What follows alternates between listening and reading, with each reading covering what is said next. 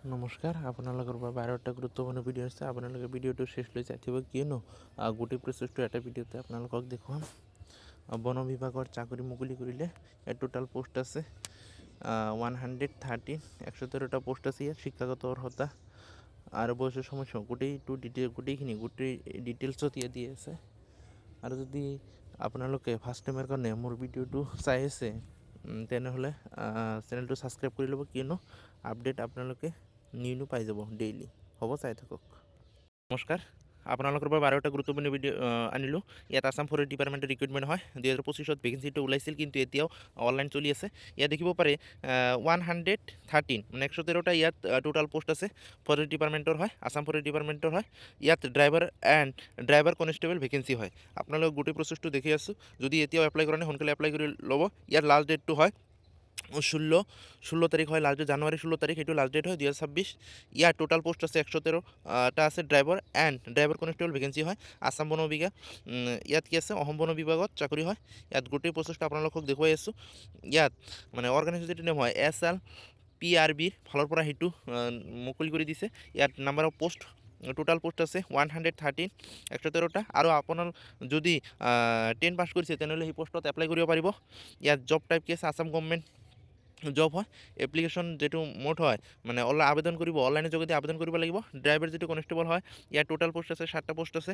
7 for male candidates only. ইয়াতকে only male কেণ্ডিডেটে apply কৰিব পাৰিব ড্ৰাইভাৰ কনষ্টেবলৰ কাৰণে, 7টা পোষ্টৰ কাৰণে। আৰু ইয়াত আছে গ্ৰেড পে 14,000ৰ পৰা কি আছে, 14,000ৰ পৰা 70,000লৈকে আপোনালোকক পাৰ মান্থ সেইটো চেলাৰী দিব। আৰু ড্ৰাইভাৰ 2 নম্বৰটো আছে ড্ৰাইভাৰ। ইয়াত কি আছে, টোটাল পোষ্ট আছে 106। ইয়াত 74 মেল আছে, 32 ফিমেল আছে। ইয়াত মেল আছে 74 আৰু কি ফিমেল আছে 32। টোটাল পোষ্ট আছে 106। গ্ৰেড পে যিটো 14,000ৰ পৰা 70,000লৈকে আপোনালোকক সেইটো চেলাৰী দি দিব। ইয়াত এজ যিটো লিমিট আছে, ইয়াত কৈছে 18ৰ পৰা 25 বছৰৰ ভিতৰত আপোনাৰ যদি বয়স আছে, তেনেহ'লে ড্ৰাইভাৰ কনষ্টেবলৰ পদৰ ক্ষেত্ৰত আপোনালোকে সেইটো আবেদন কৰিব পাৰিব।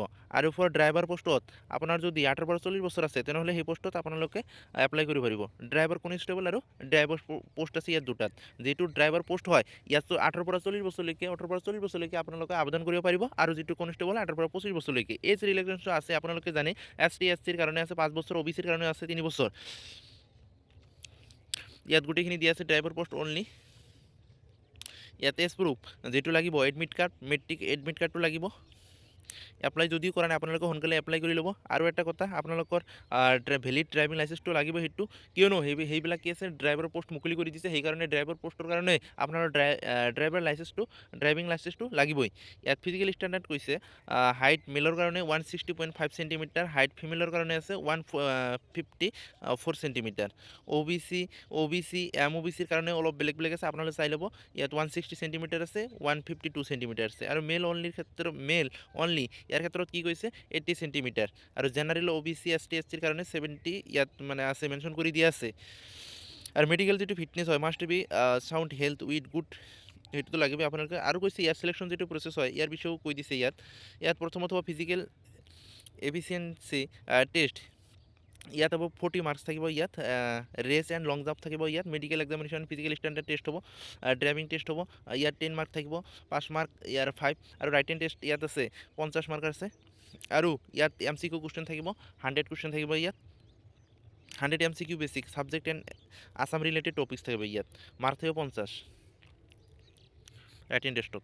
আৰু অ'ৰেল আৰু ভাইবা ইয়াত 5 মাৰ্কছ। আৰু এডিশ্যনেল উইটেক্স up to 5 marks. NC certificate যদি থাকে আপোনালোকে সেইটো দি দিব, আপোনালোকক এক্সট্ৰা 5 মাৰ্ক পাই যাব। Final merit list will be calculate based in the total mark out of the 100 মানে 110ৰ ভিতৰত আপোনালোকে আছিল ফাইনেল ইটো হৈ যাব।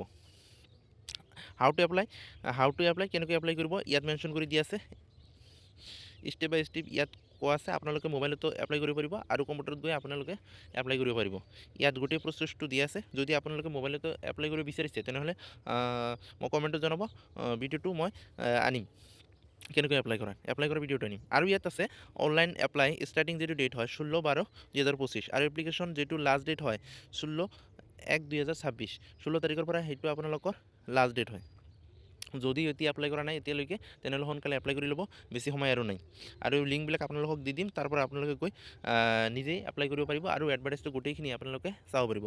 হ'ব, আপোনালোকে যদি মোৰ ভিডিঅ'টো ফাৰ্ষ্ট টাইমৰ কাৰণে চাই আছে তেনেহ'লে ছাবস্ক্ৰাইব কৰি ল'ব। প্ৰাইভেট জব হওক, আছাম গভৰ্ণমেণ্ট জব হওক আৰু চেণ্ট্ৰেল গভৰ্ণমেণ্ট জব হওক, সকলোবিলাক মই তথ্য দিনত এটা দুটা ভিডিঅ' আপডেট দিয়ে থাকোঁ। পিছত আপোনালোকৰ বাবে নেক্সট আৰু এটা ভিডিঅ' আনিম।